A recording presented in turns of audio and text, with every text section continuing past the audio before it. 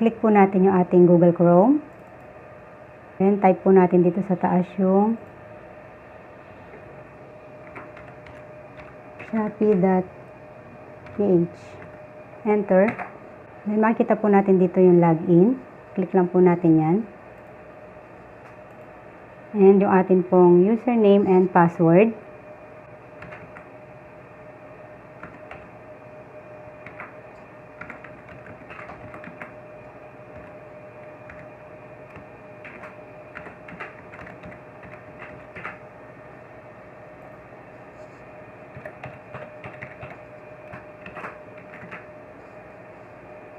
Then, login. Kita po natin dito yung atin pong Seller Center.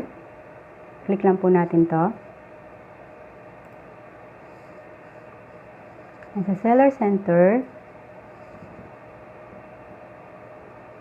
makita po natin dito yung My Orders. Ito po sa left, My Orders. Then, ito yung to ship. Click po natin yon. Then yung to process.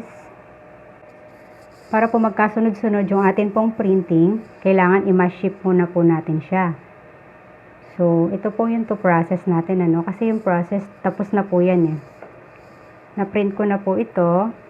At saka na-i-ano ko na po yan. Na-i-mass ship ko na po siya. And na-i-print ko na din yung airway bill. Ngayon, may bago tayong mga orders. Ito po siya. Kaya, yung to process po yung kiklik natin. Then, click po natin yung mass ship. Mass ship. Yan. Click lang po natin to.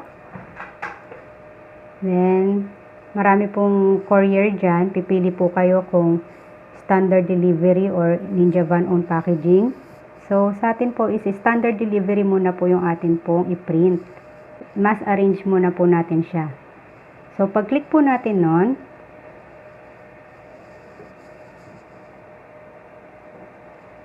yan. Ito po siya. So, yung page po dito, kasi 10 lang yung pwede niya ilagay. Click nyo lang po yan para gawin natin siyang 50. Kasi baka minsan marami talagang orders, dito lalabas yan. Kasi pag 10 lang nilagay mo, 10 lang yung makikita mo dito. So, 50, gagawin natin, click natin to. Ito yung lahat. Click. Ayan, ma-highlights po yan. Magkakaroon siya ng check. Okay. Then, pag na-checka na po yan lahat, so standard delivery po siya, click po natin yung mass arrange pickup. Ayan. Tapos, pili po tayo ng date. Kung kailan po tayo pwedeng mag-ship out. Ayan po yung mga dates na pwede nyo pagpilian. Sa akin po, 3 po yung nakalagay na date. So, click po natin yung 11/2. So, Monday. Pag hindi po kayo sigurado na i-ship out nyo siya ng Monday, pwede naman po siya ng Tuesday hanggang Wednesday. Pwede po yon. Meron siyang allotted time. Click lang po natin to and then click natin yung confirm. Nasa baba. Ito po. Yan. Once na na-confirm na natin, guys, nakita na po, ayan po siya.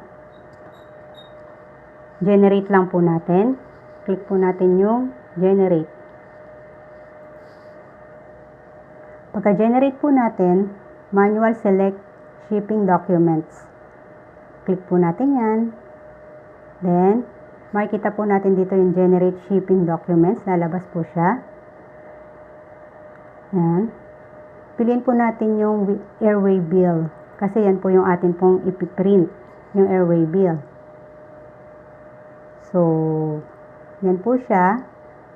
Click po natin yung generate, select. Ito po kasing pick up list o pick list. Next time ko na lang po yan. Basta yung airway bill muna po natin yung ipiprint natin para maipakita ko sa inyo kung paano siya iprint ng mabilis. Kasi kagaya ngayon darating yung sale. 11-11 sale or 12-12 sale. For example, 50 plus yung order nyo. Mahirap kasi pag isa-isa mo siya, mahirap kung isa-isa mo siyang i-accept. Kaya kailangan, mass mo na siya. Mass shipment and mass arrange pick-up and mass printing. So, generate na po natin siya. Antayin lang po natin yung loading. Ayan, makikita po natin siya dyan. Ayan na po yung mga ipiprint niya. Ayan, sunod-sunod na po siya. Okay? Gagamitin po natin yung atin pong thermal printer. Doon sa isang video ko po, pinakita ko po doon kung paano mag-print ng manual. Yung papaprint mo sa computer shop, or kung meron kang manual printer, I mean yung photo printer, yung mga pang-document. Ayun, pinakita ko po nung nakaraang video ko yon. So, ngayon naman po, yung thermal printer naman po ang gagamitin natin. And mass print ang gagawin natin. Hindi po siya isa-isa. Okay. So, punta po tayo dito sa taas, ano? Ayan, nakikita nyo dyan. Click lang po natin tong print the document. Ayan. Pag-click po natin dyan. Ayan na po siya. Ganyan na po yung lalabas dyan. Ayan. So, pag-click po natin ito, piliin lang po natin yung printer natin. So, G-Printer GP13240. Yan po yung printer natin. Naka-install na po kasi siya sa akin pong computer. Kaya, okay na siya. Ready to print na. Then, yung paper size po niya is A6. A6. Yan po yung pang thermal printer. So, piprint na po natin guys ha. Papakita ko po sa inyo. Pag-click po natin dito sa print. So, ito po yung ating pong thermal printer. Naka-on na po siya. Then, wait na po natin yung ating pong ipiprint. Yan. Makita mo dito guys oh. Naka-on na siya. Yan na po siya. Sunod-sunod na po siya nagpiprint.